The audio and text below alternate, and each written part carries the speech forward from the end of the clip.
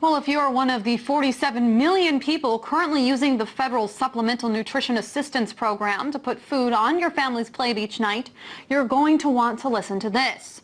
As you probably know, right now Congress is in the process of debating the 2014 budget, and all the attention is focusing on Republican plans to permanently defund Obamacare. But Republicans in the House of Representatives are also in the process of passing a bill that would cut the federal food stamp program by nearly $40 billion over the next 10 years. The Nutrition Reform and Work Opportunity Act would cut nearly twice as much as was originally proposed by the House Farm Bill. If passed, the Congressional Budget Office says 3.8 million people would be cut from the program by next year, and numerous others would have their benefits reduced. And all of this is in addition to significant cuts that will begin in November. I was joined earlier by Bikha Pham, Director of Policy and Advocacy, as well as Research at the Federation of Protestant Welfare Agencies. And I asked her how the arguments played out in the House.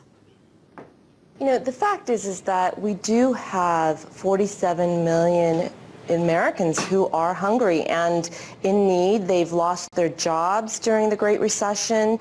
They have had their hours reduced. Many have had to declare bankruptcies. And then, of course, you have the elderly who are impoverished. They have a very fixed income. So really all these debates in the House about cutting such a lifeline in our country needs to be based upon the facts of who are the hungry and what the extensive need is out there.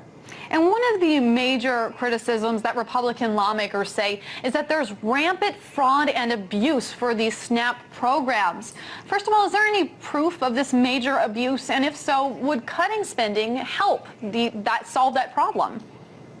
You know, that is a complete myth. It's untrue. The federal data, government data, has consistently shown that the food stamp or the Supplemental Nutrition Assistance Program has very, very low fraud. It has a very high quality control measures.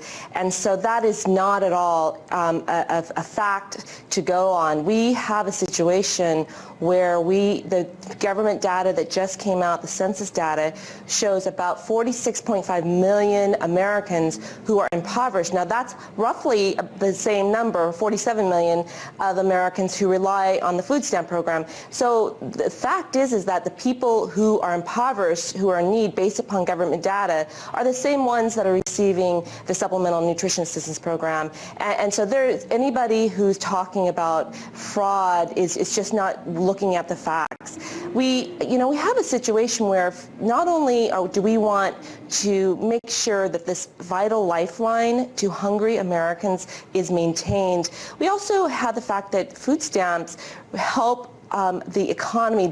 It's money going to people who are going to spend it immediately to put food on the table for their children and themselves. So it helps to keep the slow recovery continuing. If we cut $40 billion from this program, you're going to have stores, grocery stores, bodegas in these very struggling communities have that economic source of economic engine be stopped immediately. And finally, do you expect this bill to pass? Well, we are very concerned because so many cuts have already happened at the federal level as well as the city and state level. And so these are very, very serious threats. And it seems that some of the policymakers in Washington, D.C. are not seeing their neighbors, and even within their extended family perhaps, the hardships that they're going through. So when you have that kind of policymaker who's out of touch with the real lives of people, then it's a real threat. Thank you so much for joining us and for weighing in. Bikha Pham, she is the Director of Policy and Advocacy and Research at the Federation of Protestant Welfare Agencies.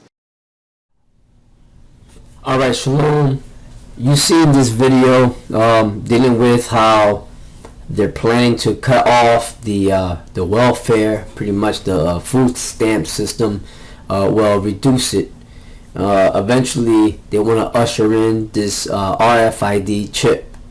All right, from Elder Tahar on down, you have heard the elders of GMS break this down, the different various teachers and prophets of the GMS camps breaking this down, that the RFID chip is the mark of the beast, because this is a credit debit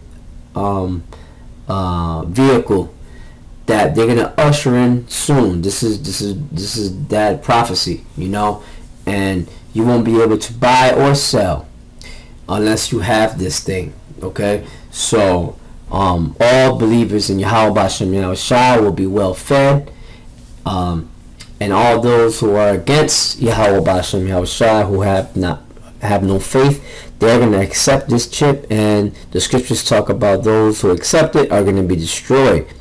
And pretty much the reason why they're going to be destroyed is because of no faith in Yahweh B'Shem Yahushua, but their faith is in man. And so we are here in the Blue Letter Bible, beginning at Revelation, the 13th chapter, the 16th verse, and it reads, "And he causeth all, both small and great, rich and poor, free and bond, to receive a mark in their right hand," the RFID chip, "or in their foreheads." Right, because it's going to be either implanted in your hand or in your head. And that no man or woman might buy or sell, meaning buy food or sell food, or clothing, you know, buy or sell clothing, or any other thing, anything that has to do with commerce, period.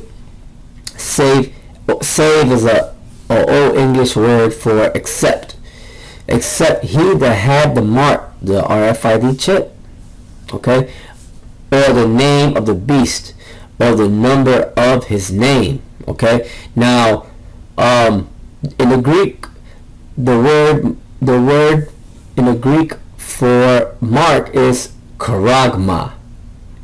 In the Hebrew is kwai. So now